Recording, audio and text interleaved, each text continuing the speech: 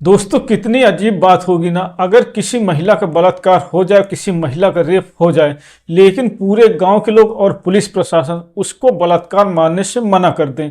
क्योंकि दोस्तों एक महिला पुलिस के पास जाती है और पुलिस को बताती है कि रात को मैं अपने बिस्तर पर लेटी हुई थी, तभी मेरा पड़ोसी आता है और मेरे बगल में लेट जाता है। अंधेरा होने की वजह से मैं उसको पहचान नहीं पाई और उसको अपना पति समझकर पूरी रात उसके साथ शारीरिक संबंध बना लिया। लेकिन जब सुबह हुई, हल्का उजाला हुआ, तो मैंने उसको देखा तो पता चला कि ये तो मेरा पति नहीं बल्कि मेरा पड़ोसी है। जब सुबह वो महिला इस बात को अपने घर में बताती है और पंचायत के माध्यम से पूरे गांव के सामने इस बात को बताया जाता है, तो कोई भी उसकी इस बात को मानने के लिए तैयार नहीं था। पुलिस भी एफआईआर लिखने से मना कर देती है। दोस्तों आप लोग भी जब इस कहानी को पूरा सुनेंगे तो आप लोग भी ये सोचने मजबूर हो जाएंगे कि किसी के साथ ऐसा कैसे हो सकता है। नमस्कार दोस्तों, मैं हूं राजन यादव। आप सभी का स्वागत करता हूं अपने YouTube चैनल पर एक नई कहानी के साथ। आशा करता हूं आप सभी लोग स्वस्थ होंगे और अपने परिवार वालों के साथ मस्त होंगे। दोस्तों कहानी में आगे बढ़ने से पहले आप सभी लोगों से एक छोटी सी रिक्वेस्ट है, अगर आपने अभी तक हमारे चैनल को सब्सक्राइब नहीं किया तो प्लीज़ चैनल को सब्सक्राइब कर लीजिए और वीडियो को लाइक कर दीजिए। तो चलिए कहानी को शुरू करते हैं। दोस्तों ये सच्ची कहानी उत्तर प्रदेश के भदोई जिले की है। भदोई जिले में एक थाना पड़ता है गोपीगंज, और गोपीगंज थाना क्षेत्र के एक गाँव की यह कहानी है। दोस्तों एक गाँव में एक परिवार रहता था। उस परिवार के एक लड़के की शादी अभी नई नई हुई थी। उसकी शादी को 5 से 6 महीना ही बीता था। सब कुछ अच्छे से चल रहा था, लेकिन एक दिन उस लड़के की पत्नी सुबह सुबह पुलिस स्टेशन जाती है और पुलिस वालों से बोलते हैं कि मुझे थानेदार साहब से मिलना है। तो दोस्तों पुलिस वाले उसको थोड़ी देर इंतजार करने के लिए बोलते हैं और थानेदार को सूचना दे देते हैं कि एक महिला आई हुई है और वो बोल रही है कि उसका बलात्कार हुआ है, उसको एफआईआर लिखवाना है। इसके बाद उस सूचना को पाकर थोड़ी ही देर में वहां पर थानेदार साहब आ जाते हैं। तो महिला थानेदार साहब को अपनी पूरी कहानी सुनाती है। दोस्तों महिला थानेदार साहब को बताती है कि साहब मैं शादीशुदा हूं और मेरे पति दिन में काम पर चले जाते हैं, रात में वापस आते हैं। कभी कभी वो रात में अपने काम से बहुत देर में वापस आते हैं और कभी कभी तो वापस आते ही नहीं।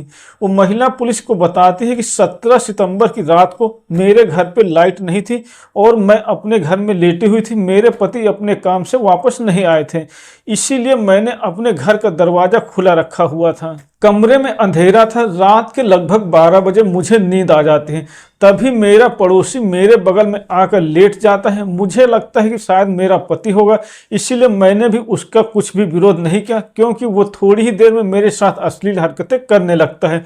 और थोड़ी देर तक अश्लील हरकतें करने के बाद उस महिला के साथ उसका पड़ोसी शारीरिक संबंध भी बना लेता है। एक बार शारीरिक संबंध बनाने के बाद उसका पड़ोसी फिर उसके बगल में लेट जाता है और थोड़ी देर बाद फिर से उसके साथ शारीरिक संबंध बनाता है। ऐसे ही पूरी रात बीत जाती है। जब सुबह होती है, हल्का उजाला होता है, तो महिला अपने पति की तरफ देखते हैं, लेकिन उसको चेहरा कुछ अलग सा लग रहा था। इसीलिए वो महिला अपने पति को ध्यान से देखती है तो उसको पता चलता है कि ये तो उसका पति नहीं बल्कि उसका पड़ोसी कंचू है। इसीलिए वो महिला तेज से चीखने लगती है।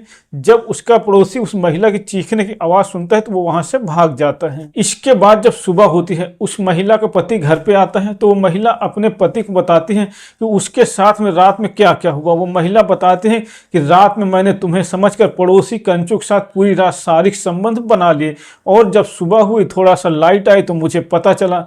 दोस्तों इसके बाद वो महिला अपने पति के साथ अपने पड़ोसी के घर में शिकायत करने के लिए जाती है, लेकिन उसके पड़ोसी के 3-4 भाई उल्टा उसके पति को ही वहां से मारकर भगा देते हैं। ये सारी बातें जब थानेदार साहब सुनते हैं तो उनको भी यकीन नहीं हो रहा था। वो भी बोलने लगते हैं कि ऐसा कैसे हो सकता है, कितना भी अंधेरा हो, अगर पास में कोई आएगा तो पता चल ही जाता है कि अपना पति है या कोई दूसरा है। लेकिन दोस्तों महिला बताते हैं कि अभी मेरी नई नई शादी हुई, इसीलिए मैं पहचान नहीं पाई, क्योंकि पड़ोसी की भी कद काठी और उतना शरीर मेरे पति के जैसा ही है, इसीलिए मैं पहचान नहीं पाई। लेकिन इसके बाद थानेदार साहब उस महिला को घर भेज देते हैं, बोलते हैं कि इसको रेप नहीं माना जाएगा, तुम अपने घर चली जाओ। दोस्तों जब थाने में भी एफआईआर नहीं लिखी जाती तो वो महिला गांव आती है, गांव में पंचायत बुलाती है, लेकिन पंचायत के लोग भी उसके साथ जो हुआ उसको बलात्कार रेप मानने से मना कर देते हैं। जब सभी लोग उसके साथ हुई घटना को रेप और बलात्कार मानने से मना कर देते हैं। तो दोस्तों लास्ट में महिला कोर्ट जाती है और वहां पर अपनी याचिका दर्ज करती है। सितंबर में उसकी याचिका की सुनवाई होती है और अगस्त में उसको आदेश दिए जाते हैं कि इस केस की जांच न्यायिक मजिस्ट्रेट की निगरानी में हो। जब इस केस की न्यायिक जांच हो जाती है तो अदालत से थानेदार साहब को आदेश दिया जाता है कि इस महिला की एफआईआर दर्ज की जाए, इसके साथ जो हुआ है उसको बलात्कार ही माना जाएगा। अदालत का आदेश आ जाने के बाद पुलिस एफआईआर दर्ज करके कंचू और उसके भाइयों को गिरफ्तार करके जेल में भेज देती है।